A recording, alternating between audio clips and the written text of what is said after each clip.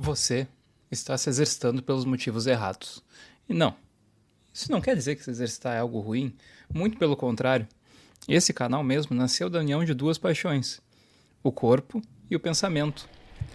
E hoje eu quero te mostrar que como desde a Grécia Antiga até a ciência moderna, o verdadeiro objetivo do exercício físico é muito mais profundo do que somente a estética. E como talvez a gente, na modernidade, tenha se perdido um pouco nesse caminho.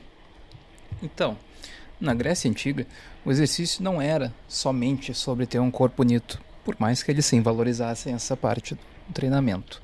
Era sobre ter um corpo preparado para viver, para lutar, para servir e para pensar. Existe uma frase que circula na internet que é atribuída a Sócrates. Ela diz o seguinte: nenhum cidadão tem o direito de ser um amador em matéria de treinamento físico. Que desgraça é envelhecer sem ver a beleza e a força de que o corpo é capaz. É uma frase bonita, né? Mas ele nunca disse isso. O que realmente foi dito está no livro Memorabilia de Xenofonte. Para quem não sabe, Sócrates de fato não escreveu nada. Tem alguns relatos dos seus alunos dos seus ensinamentos. Um deles é Xenofonte. Nesse livro, Sócrates encontra um conhecido chamado Epigênes. Ele vê que esse conhecido está um pouco fora de forma e ele diz o seguinte: você precisa se exercitar.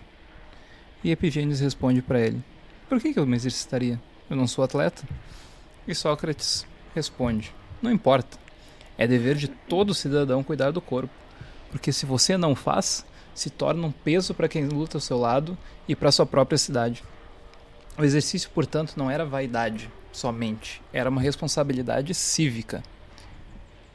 Mas até certo ponto, a prática deveria andar junto com o cultivo da alma. Em A República, Platão mostra Sócrates dizendo a Glauco, que é irmão de Platão, que quem se dedica apenas à ginástica, como eles chamam no livro, se torna duro e rude. E quem vive só para música, pensamento e filosofia se torna mole e fraco.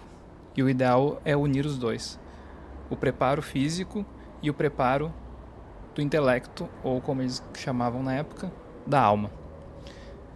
Resumindo, estar em forma não é apenas sobre você, é também sobre os outros, e o caminho certo é o caminho da moderação.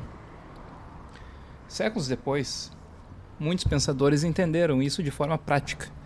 Henry David Thoreau dizia o seguinte: no momento em que minhas pernas começam a se mover, meus pensamentos começam a fluir. Alguns outros exemplos: Nikola Tesla caminhava cerca de 15 km por dia.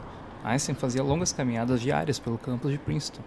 E Alan Turing, sim, o mesmo Turing da máquina que decifrou o código nazista, história que está no filme O Jogo da Imitação, fica aqui a dica para vocês, corria maratonas em impressionantes 2 horas e 35 minutos.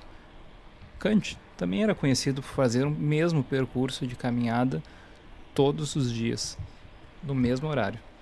Então, essas mentes brilhantes sabiam que o movimento do corpo liberta o pensamento. O exercício não serve só para moldar músculos, não serve só para estética, mas abre caminhos dentro da própria mente. E hoje, a ciência reforma o que esses filósofos e pensadores já sabiam na prática. Estudos, que eu vou colocar aqui na descrição desse vídeo, mostram que mesmo uma única sessão de exercício pode melhorar o humor, o foco e o controle de impulso. O cérebro literalmente funciona melhor depois que o corpo se move. O exercício nos ajuda a viver com mais calma, tomar decisões mais conscientes e aproveitar melhor os momentos de pausa, ouvir uma boa música, ler um bom livro, simplesmente pensar com mais clareza. É o equilíbrio entre o corpo e alma em ação. E importante é que o exercício físico também aumenta o que é chamado de plasticidade do cérebro. É um cérebro que se adapta melhor a tudo que ele é exposto, inclusive ao próprio conhecimento.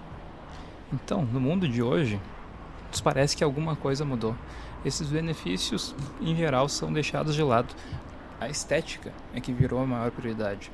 As redes sociais transformaram o cuidado do corpo em um espetáculo.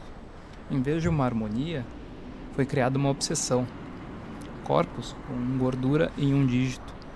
mas muitas vezes sustentados por hormônios, dietas extremas e sofrimento constante, que é o oposto do que nós queremos numa vida equilibrada.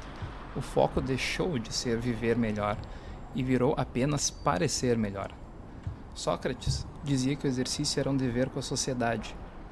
E por mais que a gente não viva mais em uma sociedade em que preparo físico é urgente, porque uma guerra está sempre no horizonte, como na Grécia Antiga, estar em forma ainda consegue ser um meio de se tornar a sociedade melhor, mais segura, como ser capaz de ajudar alguém que está em perigo, de correr atrás de um filho quando você for mais velho, de viver com independência até mais tarde, de até mesmo aliviar um pouco o sistema de saúde. Se exercitar se torna então uma ação com grandes benefícios individuais, mas também com benefícios coletivos, por mais que eventualmente a gente se esqueça disso. Mas todos esses benefícios se perdem quando o exercício vira punição.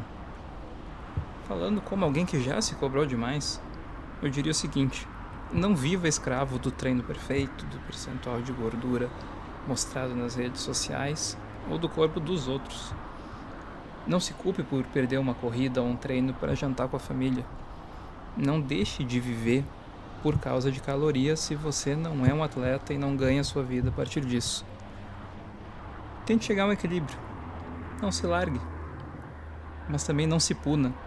E se você vive mais no mundo das ideias do que no mundo da ação, é bom se lembrar, um corpo ativo também prolonga a mente desperta.